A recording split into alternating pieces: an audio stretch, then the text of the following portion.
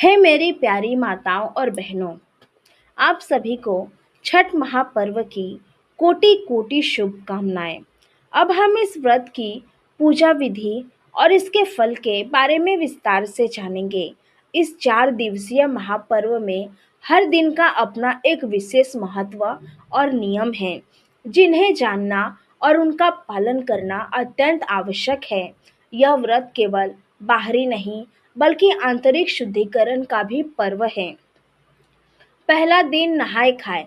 व्रत की शुरुआत पहले दिन नहाए खाए से होती है।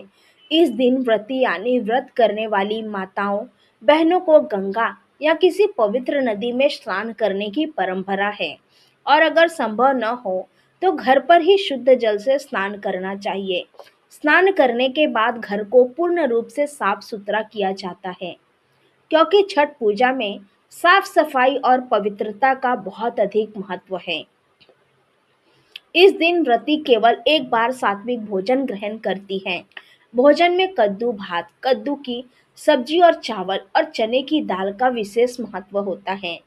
यह भोजन पूर्ण शुद्ध घी और सेंधा नमक में ही बनाया जाता है। इस दिन यह ध्यान रखना चाहिए कि भोजन बनाने से लेकर खाने तक हर कार्य पूरी पवित्रता के साथ हो, और इसे खाने से पहले कोई भी अपवित्र या तामसिक वस्तु न खाई गई हो। नहाए खाए का अर्थ है शरीर को शुद्ध कर व्रत का संकल्प लेना। दूसरा दिन खरना या लोहड़ा। दूसरा दिन खरना कहलाता है। यह व्रत का सबसे महत्वपूर्ण और कठिन चरण है। इस दिन व्रती पूरे दिन निर्जल उपवास रखती है, यानी जल की एक बूंद भी ग्रहण नहीं करती है। शाम को मिट्टी के चूल्हे पर या आम की लकड़ी पर दूध और गुड़ से बनी खीर का प्रसाद तैयार किया जाता है। इस खीर के साथ रोटी या पूड़ी भी बनाई जाती है। यह प्रसाद सबसे पहले सूर्यदेव को अर्पित किया जाता है, और फिर व्रती इसी प्रसाद को ग्रहण करके अपना 24 घंटे का निर्जल व्रत शुरू करती है। खरना के दिन प्रसाद ग्रहण करने के बाद अगले 36 घंटे तक व्रती को कुछ भी खाना या पीना नहीं होता। इस प्रसाद को केवल ग्रहण करने के बाद सभी परिजन और मित्र भी इसे प्रसाद स्वरूप लेते हैं। यह खीर अत्यंत पवित्र मानी जाती है, और इसके सेवन से मन को असीम शांति मिलती है। इस दिन घर में किसी भी प्रकार का कलह, झूठ या अपवित्रता नहीं होनी चाहिए। तीसरा दिन संध्या अर्घ। तीसरा दिन महापर्व का मुख्य दिन होता है, जिसे संध्या अर्घ कहा जाता है। इस दिन व्रती बिना अन्न जल ग्रहण किए पूरे मनोयोग से पूजा की तैयारी करती हैं। बांस की टोकरियों में छठ का विशेष प्रसाद सजाया जाता है।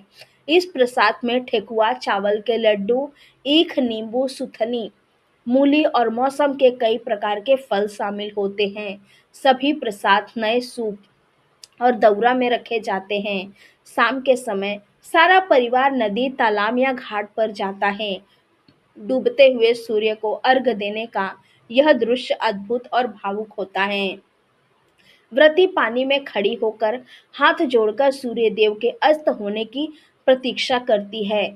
जब सूर्य की लालिमा आकाश में फैलती है, तब दूध और जल का अर्घ दिया जाता है। अर्घ देते समय सभी व्रती छठी मैया और सूर्य देव से अपने परिवार के सुख शांति और संतान की लंबी उम्र की प्रार्थना करती हैं। यह अर्घ सिर्फ एक क्रिया नहीं है, यह जीवन के उन सभी संघर्षों को नमन है जो अस्त हो चुके हैं। यह समर्पण है उस शक्ति के प्रति जो हर संकट के बाद एक नई सुबह लाती है। अर्घ देने के बाद व्रती रात भर जागरण करती है और सूर्योदय की प्रतीक्षा करती है। चौथा दिन उषा अर्घ और पारण चौथा दिन, जिसे उषा अर्घ का दिन कहा जाता है, इस महाव्रत का अंतिम दिन होता है। ब्रह्मा मुहूर्त में यानी सूर्योदय से पहले ही व्रती और उनका परिवार पुनः उसी घाट पर जाते हैं। उगते हुए सूर्य की सुनहरी किरणें जब जल पर पड़ती हैं, तब का दृश्य इतना मनोहर और दिव्य होता है कि उसे शब्दों में बयां नहीं किया जा सकता। यह सन आशा, जीवन और नव ऊर्जा का प्रतीक है। व्रती पानी में खड़ी होकर उसी तरह सूप और दउरा में रखे प्रसाद के साथ उगते हुए सूर्य को दूध और जल का अर्घ देती हैं। उषा अर्घ के बाद व्रती छठी मैया से अंतिम आशीर्वाद मांगती हैं और सूर्य देव से प्रार्थना करती हैं कि वह उनके परिवार पर हमेशा अपनी कृपा बनाए रखें। इस अर्घ के बाद व्रती घाट पर ही किसी भी एक व्यक्ति से प्रसाद लेकर और जल पीकर अपना 24 घंटे से अधिक का निर्जल उपवास तोड़ती है, जिसे पारण कहा जाता है।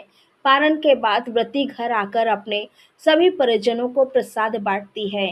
इस व्रत का फल यह है कि मेरी माताओं और बहनों को जो कोई भी इस महाव्रत को सच्ची श्रद्धा और निष्ठा से करता है, उसके जीवन में दरिद्रता, रोग और संकट सदा के लिए दूर हो जाते हैं।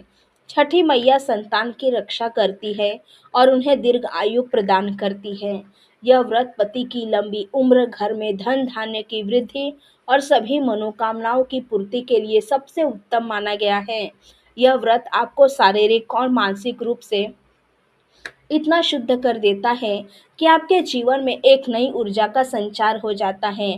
तो हे मेरी प्यारी बहनों, आप भी पूरी लगन, भक्ति और निर्मल मन से इस महापर्व को मनाइए।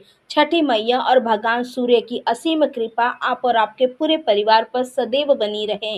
यदि आपको यह व्रत की विधि पसंद आई हो और आप भी अपने जीवन में छठ मैया का आशीर्वाद बनाए रखना चाहते हैं, तो इस वीडियो को एक लाइक ज़रूर करें। आपकी एक लाइक छठी मैया को हमारी सामूहिक श्रद्धा का संदेश पहुंचाएगी। इस वीडियो को अपनी सभी सखियों, बहनों और रिश्तेदारों के साथ शेयर करें ताकि हर कोई इस महापर्व का सही विधान जान सके।